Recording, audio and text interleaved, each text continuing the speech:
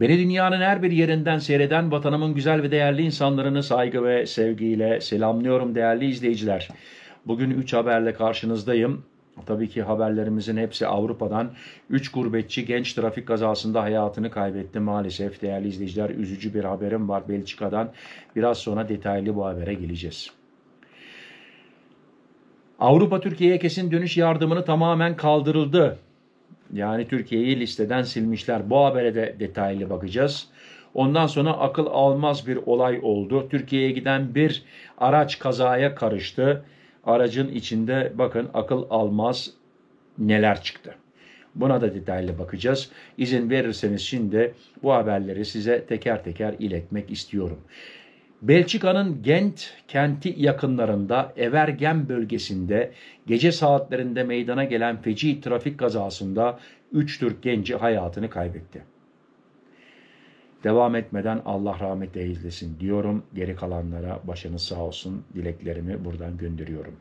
Kazada yaşamını yitiren gençlerden birinin 15, diğer ikisinin ise 25 ve 26 yaşlarında olduğu belirtildi. Yani daha yaşama yeni yaşamaya başlıyorlar.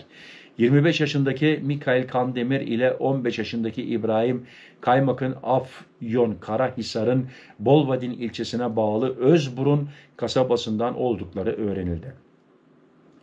Aracı kullanan 26 yaşındaki M.Ç ise hastanede yapılan tüm müdahalelere rağmen kurtulamadı. Gençlerin bir düğünden dönüş yolunda oldukları kazanın ise maalesef değerli izleyiciler yüksek hız nedeniyle meydana geldiği bildirildi. Bu elim olay hem Belçika'daki Türk toplumu hem de yerel halk arasındaki büyük üzüntüye yol açtı. Tekrar değerli izleyiciler yakınlarına başsağlığı diliyorum. Gençlere de Allah rahmet eylesin. Avrupa Türkiye'ye kesin dönüş yardımını tamamen kaldırıldı. Ben bunun olduğunu bile bilmiyordum değerli izleyiciler. Bu haberden sonra da bakın aracın içinde ne çıkmış, kaza yapan aracın içinde ona geleceğiz. Avrupa Göç ve Entegrasyon Ofisi OF2 Türkiye'yi kesin dönüş yardımı verilen ülkeler listesinden çıkardı. Artık Fransa'da yaşayan Türk vatandaşları, Fransa'da yaşayan, memleketlerine kesin dönüş yaparken ne yol masrafı ne de maddi destek alabilecek. Ben bunun olduğunu bilmiyordum. Gerçekten böyle bir destek olduğunu bilmiyordum. Yeni uygulamaya göre yardım yalnızca ekonomik veya insani kriz yaşayan ülkelere sağlanacak. Listede artık sadece Mali, Senegal, Burkina Faso, Bangladeş, Pakistan gibi ülkeler bulunuyor. Türkiye bu listeden tamamen çıkarıldı. OF2 yetkilileri kararın ülkelerin mevcut ekonomik koşulları ve insani durumu temel alınarak alındığını belirtti. Demek ki dediler Türklerin durumu iyi, onlara destek lazım değil. Herhalde öyle düşünüyorlar. Fransa'daki Türk toplumunun uzun yıllardır yararlandığı bu destek, özellikle emekliler ve uzun süre Fransa'da çalışıp memlekete dönmeyi planlayanlar açısından önemli bir kolaylıktı. Yalnız ben anlayış gösteremiyorum. Bu vatandaşlar da Fransa'da çalıştı, vergisini ödedi. Neden öbürkünlere ödeniyor? Şimdi bunlara ödenemiyor. Benim aklım ermiyor. Kesin dönüş hazırlığında olan Türk vatandaşlarının OF2 ofisleriyle birebir iletişime geçmeleri ve dönüş planlarını kendi imkanlarıyla organize etmeleri öneriliyor. Gelelim araca. Türkiye'ye giden bir araç kazaya karıştı. Araçta akıl almaz 250.000 € nakit para çıktı. Bakın nerede olmuş, nasıl olmuş hemen detaylı habere giriyoruz değerli izleyiciler. Onun için diyorum bakın beyan edin veyahut da bankayla göndereceksiniz. Artık bırakın bu araçlarla Türkiye'ye para götürmeyi. Avusturya'da meydana gelen zincirleme trafik kazası beklenmedik bir gerçeği ortaya çıkardı. Türkiye'ye gitmekte olan bir tırın tünelde kaza yapma sonucu aracın dorsesinde gizlenmiş 250.000 € nakit para bulundu. Olay Cuma günü Wössendorf'taki Espir tünelinde 4 tırın karıştığı zincirleme kazada meydana geldi. Almanya'dan Türkiye'ye doğru ilerleyen tır arkadan çarpışma sonucu durmak zorunda kaldı. Yani adamın kendi suçu bile yok. Tıra arkadan vurmuşlar. Onun için stop etmek zorunda kalmış. Olay yerine gelen ekipler hasar tespiti sırasında dorsede çeşitli paketlerin içine gizlenmiş büyük miktarda nakit para buldu. İnşallah daha fazla aramazlar. Belki daha da fazla çıkabilir. Kim bilir, kim bilmez. Paraya el konulurken, bakın değerli izleyiciler, diyemiyorsunuz yani bu benim param ya ne alıyorsun diye. Yabancı plakalı bir tır, Türkiye plakalı Avusturya'dan geçiyor. İçinde yüklü bir para var. Otomatikman polis buna el konuyor. Veyahut da banka kağıdını göstereceksin. Gümrük kağıdını göstereceksin. Diyeceksin ki belgeleri göstereceksin. Ben bunu beyan ettim. Beyan etmediysen hadi güle güle. Paraya el konulurken ama belki bir şans vardır. Sonunda geleceğim o konuya. Türk uyruklu tır şoförü gözaltına alındı. Şoför bulunan paradan haberi olmadığını iddia etti. Sanmıyorum yiyeceklerini.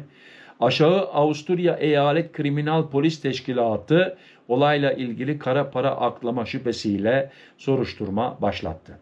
Şoförün ifadesi doğrultusunda soruşturmanın derinleştirileceği ve yeniden sorgulanacağı bildirildi. Ve değerli izleyiciler, inanın bana, o şoföre sen ben soru sormayacağız. O şoföre bu işi bilenler soracak. Öyle bir soracaklar ki artık her şeyi öğrenirler diyorum.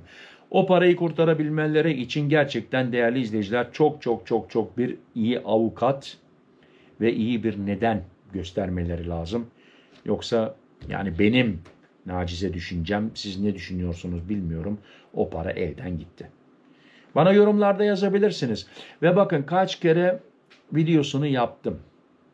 Özel araçlarda olsun, tırlarda olsun, gümrükte olsun, kazada olsun, hepsini gösterdik. Artık iç çamaşırın içine kadar paralar saklandı. Olmadık yerlere kondu. Adam olmayacak yerine paraları sıkıştırdı. Hepsi bulundu. Onun için diyorum ki ya aç Türkiye'de bir banka hesabı, Avrupa'da bankandan Türkiye banka IBAN'ına, kontona, Türkçe konto değil mi? Kontona gönder. Hesabına gönder. Hesabı daha doğru. Hesabına gönder.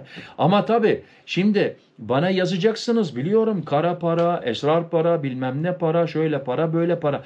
Ona ben bir şey diyemem. Değerli izleyiciler, kimsenin günahını da alamam yani. Bu benim görevim değil.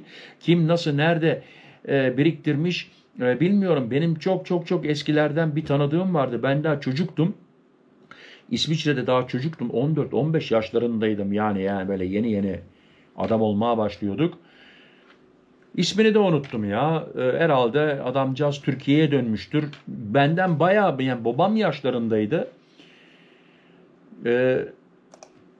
Bir saz asmıştı duvara. Sazı böyle ters çevirmişti. Sazın arkada deliği vardır, biliyorsunuz. Adam ay sonunda ne kadar para biriktirdiyse İsviçre frankı kağıt para olarak onun içine atıyordu.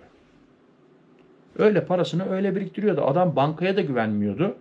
Ondan sonra sene sonu geldi mi, artık bir senede mi, 2 senede mi, 3 senede mi, o kadar sorup soruşturmadık.